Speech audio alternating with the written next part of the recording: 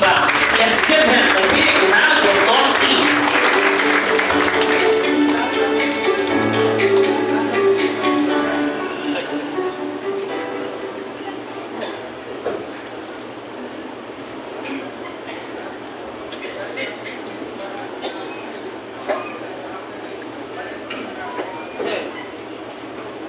Bismillahirrahmanirrahim.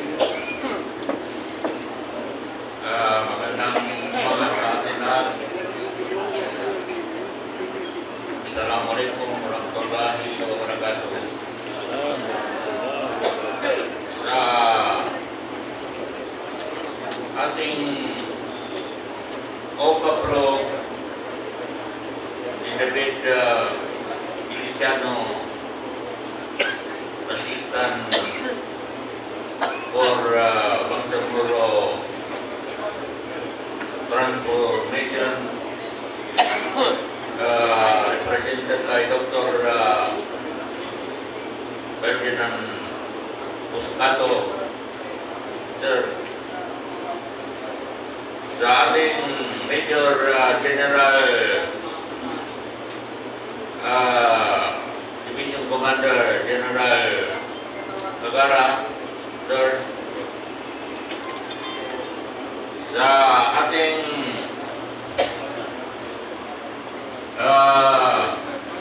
Brigade Commander General First General Pato, sa ating Provincial Director Sultan Sapal, sa ating Congressman Dato Ismail Tuto Mamudarato, sa mga board member natin, mga mayors, at lahat ng mga battalion commander na nandito ngayon.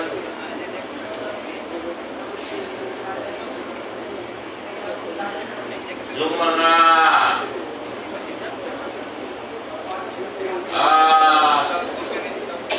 surrenderies ng mga baril. Assalamualaikum warahmatullahi wabarakatuh. Sa ating mga media pala, itong balik baril program ay isa sa maganda para mabawas-bawasan naman ng mga natin.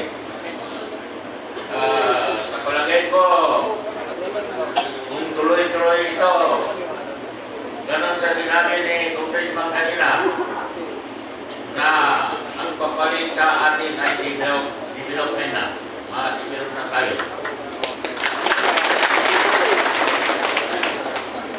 Ito ay isa sa part ng normalization. Itong pagbalik baril. Ang susunod dito ay napag-usapan namin nila General Brigade Commander General Cato at saka si Division Commander ay balik barangay naman. Yung mga evacuated na mga tao ay makabalik na sila sa mga barangay nila. Yan ang isang hinihingi natin sa mga mula sa mga barangay chairman, sa mga mayor, na pagtulong-tulungan natin na makabalik ang mga tao natin sa pinanggalingan nila. Kasi kung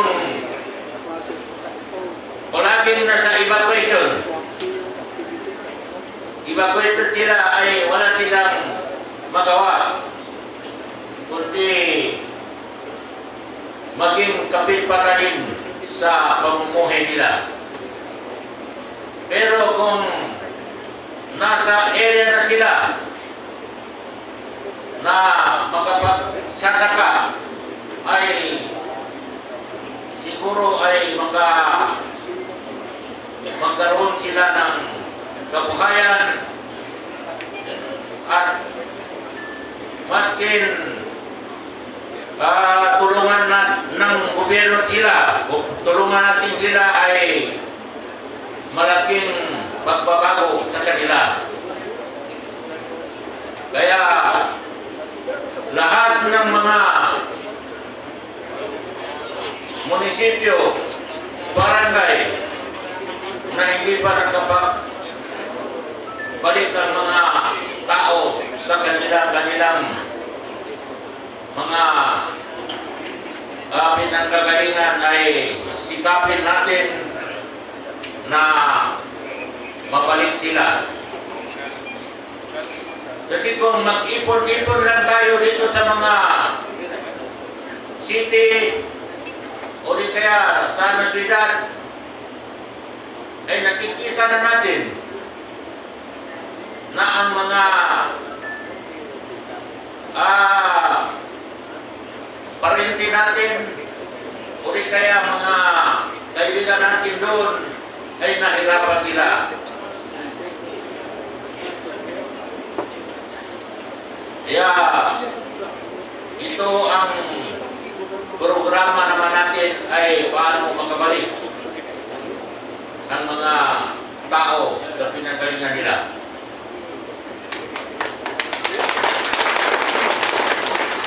Siguro itong mga baril na almost 200 ay medyo malaki ito na palatandaan na nandito na tayo sa normalization. Pero hindi pa rin natin masabi na normal tayo hanggang hindi ma-establish ang mga tao na na-displace sa lugar nila. Kasi hindi kaya ng gobyerno na habang kailan ay buhayin ang mga tao na nag-susurrender sila. Siguro mahirapan si General Cato magbigay sa mga mga surrenderers natin. Pero sikapin pa rin natin na hanggang kaya natin ay pagtulong-tulungan natin. Ngayon lang ang makuha ko sa inyo, masabi ko sa inyo, tulad ng sinabi ni Congressman kanina, siya ay nakapunta doon sa isang lugar na nakita nila na mapayapa ang pamumuhay ng mga tao doon, peaceful ang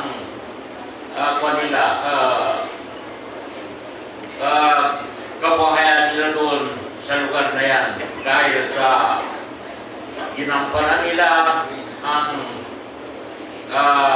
paano sila matahimik.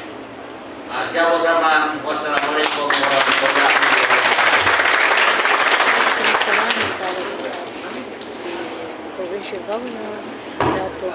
Indeed, that in Servicio May Puso, its leadership is rooted in compassion, sincerity, and service.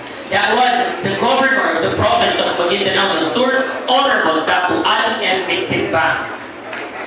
Now,